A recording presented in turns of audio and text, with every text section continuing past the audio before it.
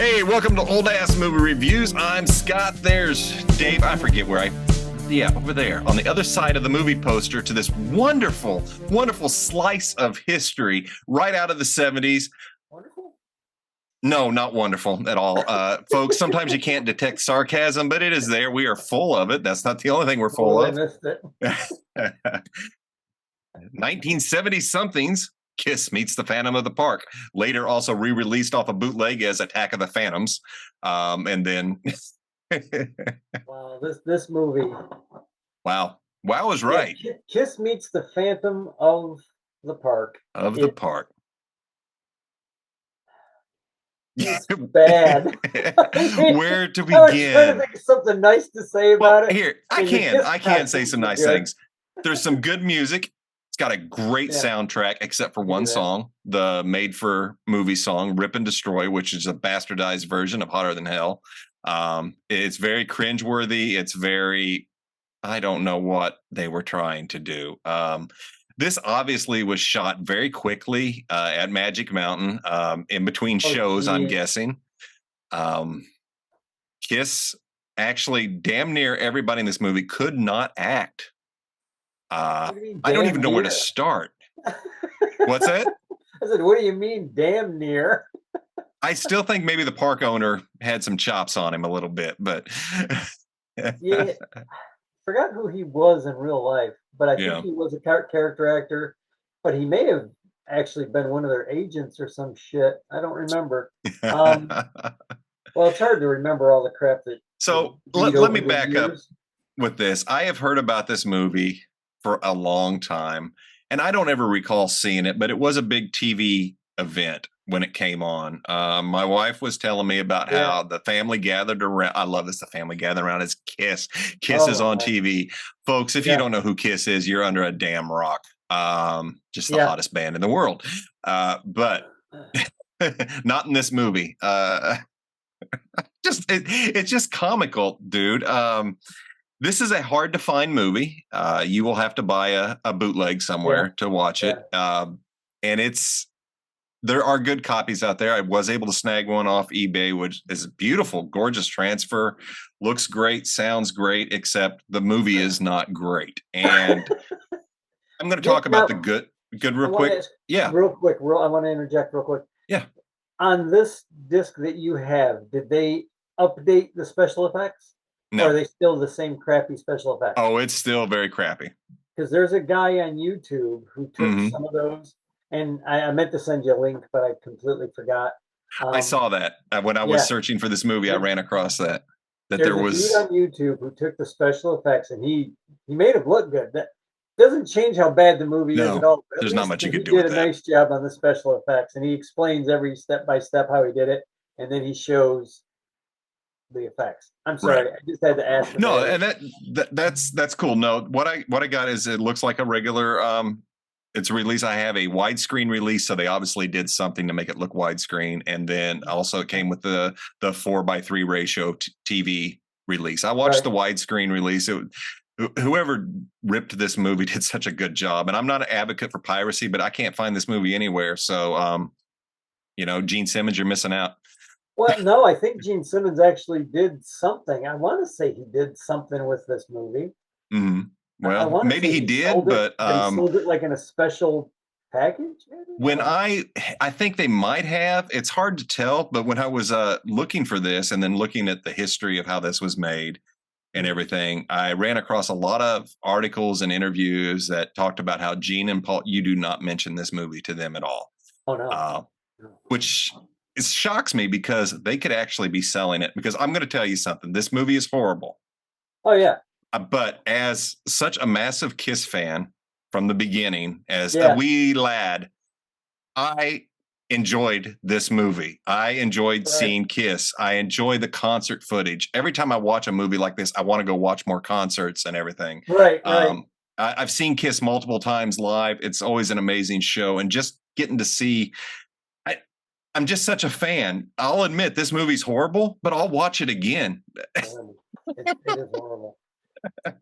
I think I saw Kiss in concert once back in the 80s, but being the 80s and me being who I was at the time. Yeah, the 80s is a different era Really, for Kiss. really kind of a like I think they were just getting their makeup back on at that point. Yeah, they were probably I'd have to ask my buddy Dave yeah. whether Dave, did we ever go to a Kiss concert or did we go to Kabuki? I'm not sure. No, the makeup was off in the mid 80s. Yeah. So Yeah, but I want to say they started putting it back on because they didn't put it back on again until 2000 or something like that. oh, maybe I saw them whenever they just took it off or yeah, or right at that cusp. Yeah, right, so right around there. yeah, I'm not gonna dig through the. I think they took it off after Creatures of the Night. So somebody will probably correct me out there. That makes sense. Yeah, but that was the good. That was the good part. That was the good part. I read that they didn't have enough time to make an original song, which they wanted to do. So they just took Hotter Than Hell and changed the words to Rip and Destroy and made it some sort of anthem that didn't work. Now, we really ought to talk about the synopsis of this movie because it makes about as much sense as the movie did. Yeah, it's bad. I just was looking through some trivia, but go ahead. You okay. Synopsis because I can't figure it out. All right, here's the deal. Here's what I've pieced together, and this is, I'm going to tell you what, I may not know who killed Captain Alex, but I could at least follow it. I don't know who killed that Captain Alex, but I kind of followed what was going on with Tiger Mafia. Not so much. We needed the Tiger Mafia here. Yeah, we needed Tiger Mafia in this. They would have had some decent villains to fight then, at least. Yeah, exactly. Who killed Captain Alex? But anyway, as I was saying, this was about as well. I don't know. This is worse. This is worse than Who Killed Captain Alex. This had a lot bigger budget even back then. Yeah, it had a pretty good sized budget. But so what I could gather from the synopsis is there was this mad scientist who happened to have a job at an amusement park building animatronics. Now people think Westworld, which came out around the same time. So that was the vibe I got. Here's an amusement park. And when you go to amusement parks, you see animatronics, at least you used to. I don't know now. They're probably holograms and stuff. So the same concept. This scientist was, I guess he was kidnapping people and putting just a resistor on their neck and turning them into mind control. I'm lost now. It was mechanical acupuncture. Like he knew right where to put that electrode or resistor or whatever. It was something he would have got a Radio Shack, and they probably did. You remember those old handheld radios? Mm-hmm. That's exactly what it is. Or maybe very, very early 80s. Yeah. One of those, like you take the back off of that, took a little thing out, put it on their neck. Mind control. I guess it was like the Borg, but not really. But yeah, so he was doing that, and he wanted. I'm not sure. I lost it somewhere. Why he wanted to destroy Kiss? I don't know why he wanted to destroy Kiss and why he wanted that park destroyed. I'm lost. I don't know why he wanted the park destroyed. I don't know why he wanted to destroy Kiss. I think he was trying to steal their diamonds or their jewels that were in that box because that's. But we don't know what the talisman did. We have no idea. All we know is that gave him their power, but then he failed at that, or he did do it, and they still had their power. Yeah. So I'm like, there were no stakes. There were no stakes in this movie. No. At no point was anybody really in any danger of anything other than a bad time. Other than a bad movie. Than a bad movie. I don't know why they were interested in that girl at all. Paul all of a sudden acted, hey, and then Star Child. Okay, and here's a little bit of trivia real quick. When you watch this movie, you will never hear Peter Criss. That is not his voice at all in the movie. Right, it was dubbed. It was all dubbed in because I guess he was shit-faced the whole time. Well, yeah. Him and Peter Criss were both stoned and drunk the whole fucking time. Oh, yeah. Yeah, it's very obvious. It says here, Peter Criss was dubbed because he wouldn't show up to do the looping. That's the re-recording for the voices. Yep. His voice was dubbed by voiceover artist Michael Bell, who I have heard of, who did a lot of work for Hanna-Barbera. Bell appeared in Michael Bell, which has one filming location in common with this one, Six Flags Magic Mountain. So evidently this guy showed up somewhere in this movie, actually showed up. According to Paul Stanley, real quick, in Kiss Please. Beyond the Makeup 2001, Ace Frehley often failed to show up for shooting, so Frehley's stunt double, Alan Olney, an African American, had to act in some of the scenes and fill in for Frehley. Which is painfully obvious when you look at him. Some of the fight scenes. Olney's voice was also overdubbed in sound, like Frehley's. There are differing versions as to whether Frehley or a sound-alike did the overdubbing. I will go out on a limb and say a sound-alike. Somebody went in and did it. Yeah. Wow. That's there's just so much bad in this movie. Just bad. It's just bad. Yeah, it is. It is. I didn't want to go too deep into the questions. There's really not much to go into other than I found it very interesting that this was made by Hanna-Barbera, and I love seeing the Scooby-Doo head in the lab there. It's like, wait, what? Yeah. But Hanna-Barbera was not the team for this movie, I don't think. This needed a different hand at it, and I don't know who that would have been. They could have made this work. Yeah. They needed to do, and I think what they were trying to do was comic book, but they were trying to do comic book.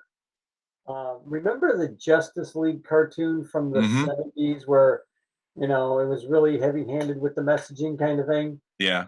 They were missing the messaging in this. If they would have had some message in here, I would have went, oh, damn, that's heavy-handed. But I would have been like, okay, I get it. It's of the time. Yeah. I see that. They should have went, if they were going to do this as a comic book movie, they should have went Wonder Woman or The Incredible Hulk. Those were the two best comic book shows on television at the time. And that's what they should have kind of brought in, but they didn't. They failed. They failed a lot. They failed miserably. They did. And it was obviously rushed. Look, Kiss was a hot item at the time. They had just released their solo albums. But this is also pretty much the downfall of the original members of Kiss. This is pretty much their breaking point. Right. And you can go find where Ace and Peter both talk about that. This is, they didn't agree with this movie. They didn't want to do this movie. They thought it was a bad idea. And they were right. But I still think they need to re-release it right now and keep making that money. I say that, yes, because I say the same thing about the Fantastic Four movie that we absolutely recently talked about, and the Star Wars Holiday Special. and what? I'm sorry. And the Star Wars Holiday Special. Release that thing. That can be burned. No. I think everybody. You may have that special someone in your life that you want to torture, and you tie them to a chair and make them watch that. Tie that to the chair. If you have children or grandchildren, you're like, this is what I had to watch during the holiday. You're watching this during the holiday. Yeah, I think kids would be fine with it. yeah, little kids. Babies, infants that can't even have. I about said that just open their eyes, but I'm talking about cats. I do have one story about this real quick. Yes, please. One of the co-writers on this movie was a guy named Don Boudet. Don Boudet was a very close personal friend of my father's, which is why we watched this movie back when it first came out, which is a terrible movie. All agreed. Yeah, 1978 it showed when it came out. Okay. But Don Boudet went to California, and he's from Michigan, like where my old man was from. And everybody said he was crazy. And he went out to California to become a writer. He followed his dream. He became a writer. This is not his best movie. No. And I actually went on to see what other movies he may have done. And he's passed away since of course, 2001 is when he died. Oh, man. And a couple of the movies that they're showing on here are Too Hot to Handle, 1977. And I want to see this one. Spawn of the Slithis, Slithis, and then something called Lost in 1983. All right. Now, talking to my dad, this Don Buday's, the 99.9% of his career was, and this happens to a lot of people out in California. They write movie scripts for studios for movies that will never be made. Yes. Yep. They buy them, and he lived in a really nice house, from all my understanding. I mean, granted, you want to see your movies made. If you write a script, you want to see it made. But yeah, I've read about that. He's probably like, I can type anything. They can give me. He can put anything on paper. He's already got the check. He probably at one point just said, "Fuck it, I don't care. I'm gonna go swimming in my pool now." Help back. You know what I mean? And I one time I thought, wow, what a great job to have. Because really, all you're doing is writing a script, and you don't have to worry. Like if a movie bombs, they always look at the writer and blame the writer. They don't blame the actors or the directors, but they refuse to pay writers really good money. But they'll blame those effers in a minute. Yes, they will. The minute the damn thing doesn't make it to the, win Academy Awards and shit. So Don Buday, it's very funny, and I'll talk to you in private. I have another private story that I don't want to get too personal about here. But it's very funny that Don Buday was a good friend of my dad's. And that's cool. He went out to California a couple of times to see him. And very cool. It was nice. And when my family and my brothers and sisters were out there, Don found out that they were out in California and they were having a little bit of a hard time. I guess he called up my dad, or somehow he got a hold of one of my family members and like, you need to just send them to me. Well, I'm here. I'm in the town that they're in. They don't have to live wherever they're living. They can come. I have a big house. Come. Oh, that was awesome. And I don't know whether they ever did or not. I never really talked to them about that, but I know that they got the offer. And I thought that was very interesting. And it's a very nice thing for a guy to do. Yeah. That probably hadn't seen them since they were in diapers. Oh, wow. But that's cool. So, yeah. That was pretty cool. Very cool. My memory of sitting there watching this movie, because I had met Don Buday as a little kid. Right. And I remember watching this movie. And as a kid, here's the thing. As a little kid, I liked this movie. I remember going to school the next day and talking about it. Oh, I bet every Star kid did. Child and the Demon and Space Ace and and the Cat. And I remember all of my friends just going around and playing. I mean, it was cool as a kid. Absolutely. Then I watched it like in my early 20s, and or maybe early 30s maybe. And then I watched it this time, and I'm just like, each time it just gets worse and worse. This was my first viewing. I can't believe I went all this time without seeing it, but I cannot believe you haven't seen this movie before. Yeah, that's crazy, man. I'm glad I did. I'm not worse off for it. I took,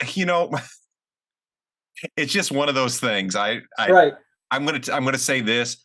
If this was not Kiss in here and it was any other band, I would be trashing this movie like crazy. So I'll admit it. I am very biased. I love Kiss. I've been ever since, dude, at least ever since I watched this the other night, all I have playing on my car and everything is Kiss everywhere in the house. I've been jamming out again, and it's like, this is awesome. Yeah. That's so funny. I like Kiss. I got their box set. They're like, yeah, greatest album. I don't even know how many albums is in that damn thing or how many songs. Lot. Oh, they got good stuff, man. On my phone, I'll just hit like shuffle. I'll hear songs that I haven't either never heard or I haven't heard in 30 years. And I'm like, holy crap, I forgot they did that. Right. And that's the beauty of it. But yeah, if it was anybody else, I would say avoid this like the plague. If you are the least bit a Kiss fan, I say watch it, because you'll kind of dig it. I can look at this and say this is absolutely horrible, but I was entertained, and only because it was Kiss. I'll admit that. Right. So your thoughts on it? Run to the hills. Hold on. I just spotted something, and yes, please share. IMDb, they have a thing where it says "Goops," and it says when Gene sets the mummy on fire, the flames apparently spread much faster than intended. The stuntman playing the mummy says "shit" as he stumbles backwards. It's a made-for-TV movie aimed at children, so the language was not intentional. I don't remember hearing it. I didn't either. It was so bad. It was, your eye wanders because you're just trying to look at all of this. Yeah, and it's just how bad it is. But I'll go through the list. I got to go through the title, the people, because they made the movie. Uh, Absolutely. Director was Gordon Hessler. Writers were Jan Michael Sherman and Don Bude. Peter Criss was Catman. Ace Frehley is Space Ace. Gene Simmons is the Demon. Paul Stanley is Starchild. Anthony Zerba was Abner Devereaux. Carmine Carmine Caridi was Calvin Richards. Deborah Ryan was Melissa. John Dennis Johnston was Chopper, and he's a Oh, big Chopper. character actor. John Libson Wood was Slime. Lisa Jane Persky was Dirty D, and I think I texted you the other night and Yeah. said that she was in Peggy Sue Got Married. Yeah. She's like one of the girls in the bathroom giving Peggy Sue a hard time, and nobody else is really all that big a deal to have on there. But I thought it was interesting, and it's a bad movie. I It's don't. bad. The reason I even like it a little bit is because of Don Bude, Your connection. Yeah. kind of knowing the connection, and I am a Kiss fan, and just childhood memory. Yeah. It's a pleasant childhood memory. I would not recommend it if you don't like Kiss. Definitely don't watch it. If you really hate bad acting, like you just can't get past bad acting, don't watch it. And if you don't like a good script, if you have to have a good script with a coherent story and a reason for the story to happen, avoid this movie. Oh. If none of that matters to you, watch this movie. It's made for you. I do have a real quick, funny childhood story just because it's Kiss related. Right. I had never heard of Kiss, but when I was, I think, 8, my brother gave me the Destroyer 8-track.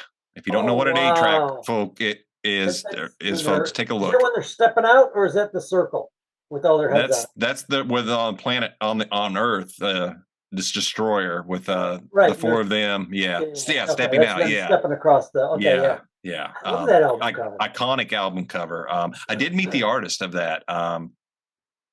Ken Kelly, I think. Can't remember his name. Right. But yeah, it's an iconic album cover. But anyway, so my brother gives me that little 8-year-old Scott, this 8-track. His reasoning being is because they are satanic.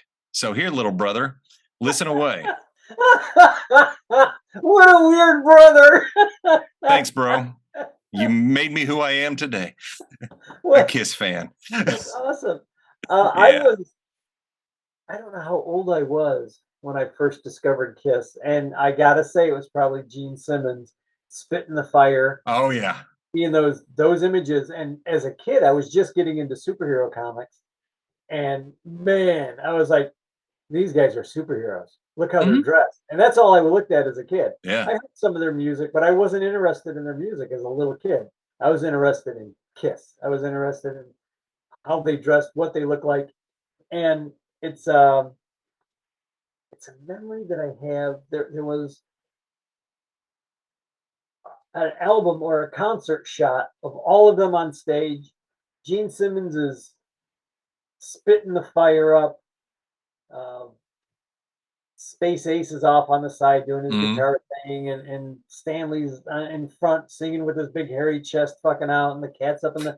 That's one album that I have, and then I have another one that's got more of. I think it's just Gene and Paul, and Gene's just got the blood running down the street, and he's like looking like the demon, and Stanley's singing. He's standing back doing the iconic rock stands. And I just remember those two posters up on my wall. And I don't know who gave them to me. I don't know where I got them, but I had them on the wall. And across from me, on my brother's side, was a Farrah Fawcett poster. Of course. Iconic Farrah Fawcett poster. Yep. So that was my 70s, or growing up Absolutely. as a kid. Very cool. Very But cool. the artist's name was Ken Kelly. Ken Kelly, I was right. Okay, yeah, he's since passed. I did see him at a convention. Got him to sign a thing of Destroyer. So yeah, it's really cool to meet the people who create such imagery. So it's like, wow, you did that. So that was neat, and just Here's the thing. I think why I like this movie, what it did as a Kiss fan. Kiss has been around since the 70s.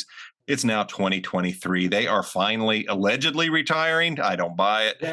Again, this is like the third retirement. I can't tell you how many farewell tours I've been to on Kiss, at least 3. Right. Like the Who. I've been to several reunion tours, and it's like, again, we're reuniting again. So for 2 guys, Peter, Chris, and what's his name? 2 guys that really hate the other 2. They always show up when there's a paycheck. They keep coming back, but yeah, they ain't back now. But anyway, I think what it is watching this movie brings back all the memories of, because my entire life, I don't remember a time without Kiss playing in the background. Oh my God. Yeah. You're right. So it hits on everything. You can play part of that Satanic Panic. Yeah. Absolutely. That we talked about on our Neverworld podcast. Yes. Right. But yeah, so I just realized that it's like, there's a short period of time in my life without Kiss, but from that point forward in the 70s till now, almost 50 years later, 40 something years later, is like all that time had Kiss in it. And I think that's why the movie clicks. Yeah. Yeah. So no, I get it. That's shit. Damn. Yeah. Well, we'll leave that for you to ponder on, folks. But while you're at it, please hit the like, hit the subscribe, hit the share. Thank you for our new listeners, our new subscribers. We do appreciate it. You can find us on YouTube, Rumble. That's it for the video, audio, wherever you want to find your podcast. Go look for us. We are probably there. Scott's got us there. So just hit the button to follow, hit the button to like, and share us around. What kind of work? Yeah. So thanks again, folks. We promise to have something better for you next week. Well, maybe. We're gonna try. We're gonna try. Later.